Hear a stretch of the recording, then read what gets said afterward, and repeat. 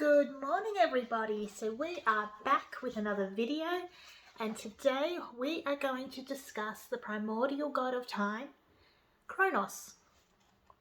So Khronos, who is the primordial god of time, first emerged self-formed at the dawn of creation. He was envisioned as an corporeal god, serpentine in form, with 3 heads, that of a man, a bull, and a lion. He and his consort, the serpentine goddess Anarchy, who we discussed last week, the goddess of necessity, enveloped the primordial world egg in their coils and split it apart to form the ordered universe of earth, sea, and sky. At this act of creation, the couple circled the cosmos, driving the rotation of heaven and the internal passage of time. The figure of Khronos was essentially a cosmological double of the Titan Khronos. The Orphics sometimes merged Khronos with the creator god Vans, and also equated him with the Titan Orpheon. His equivalent in the Phoenician cosmology was probably Olam, who was the god of eternal time, whose name also appears in the Greek transcripts.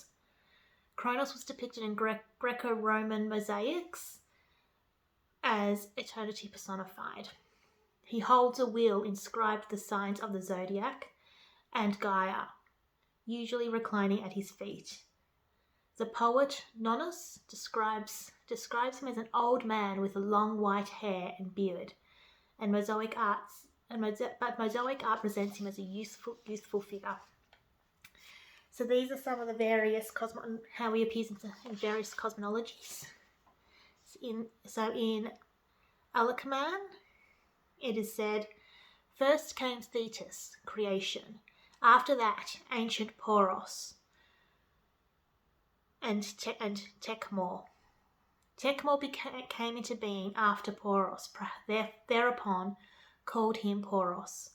Since the beginning provided all things, for when the matter began to be set in order, a certain Poros came into being as a beginning. So Alakman represents the matter of all things as confused and uninformed.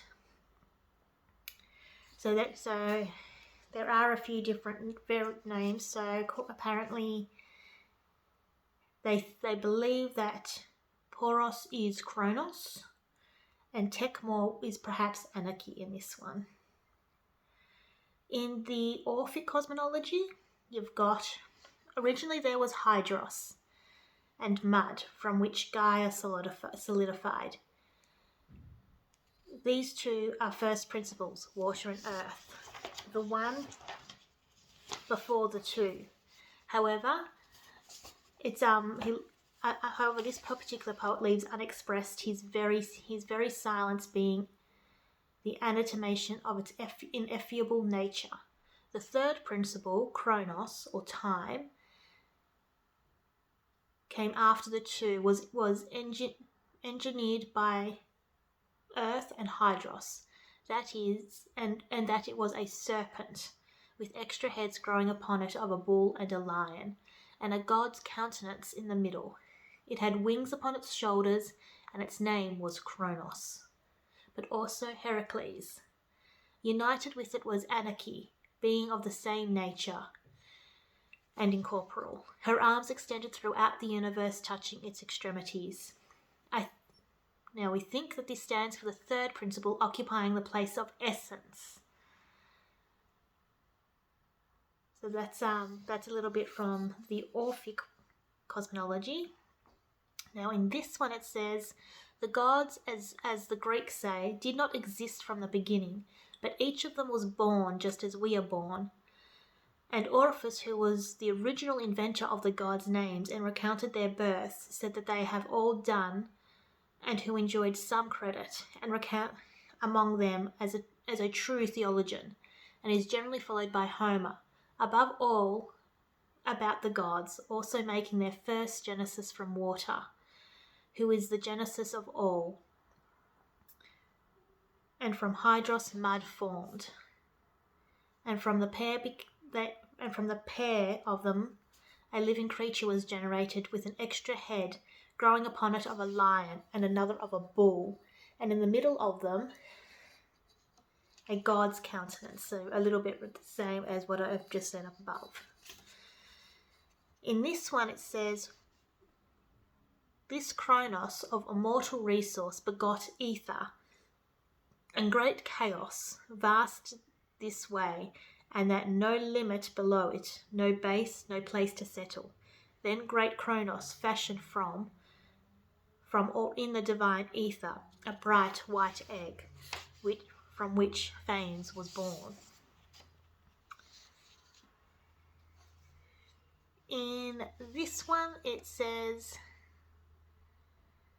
the world began in the likeness of an egg, and the wind the intertwined forms of Khronos and Anarchy, encircling the egg, serpent fashion like a wreath or about, then began to constrict nature.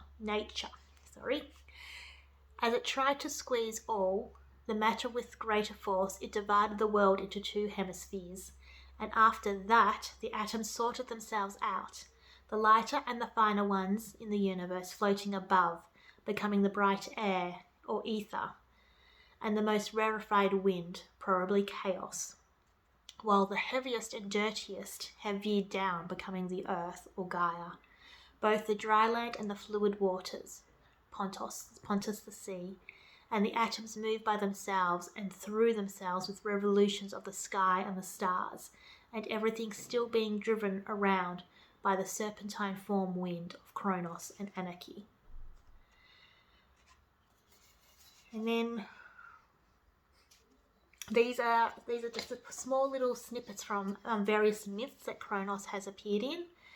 So this is from the Orphic Theologies again. Khronos, god of time, and Khronos, father of Zeus, are usually identical. However, is the primordial Orphic god. In this one it says, of things come to pass in justice or unjust. Not Khronos, the father of all, can make the end unaccomplished. In this one it goes on to say how Heracles founds the Olympic Games, and how he names the hill of Khronos for long years while Ionomus ruled, a hill nameless and showered with winter's snow. Now in that birthday hour the Morai stood by this new established right to consecrate, and Khronos, whose proof at last stands, the sole judge of truth and shall abide.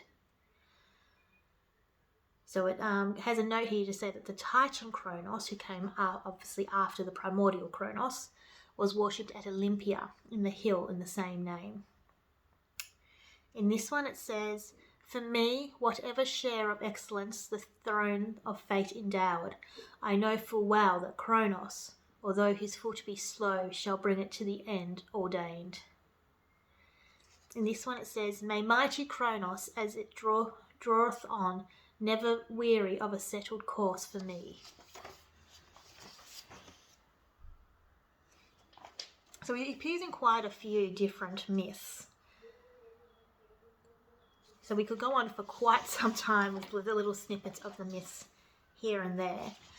But that is just a little bit about the primordial god of time, and how he seems to have been, his main function was with his partner and consort, the creation of the heavens and earth as we know them.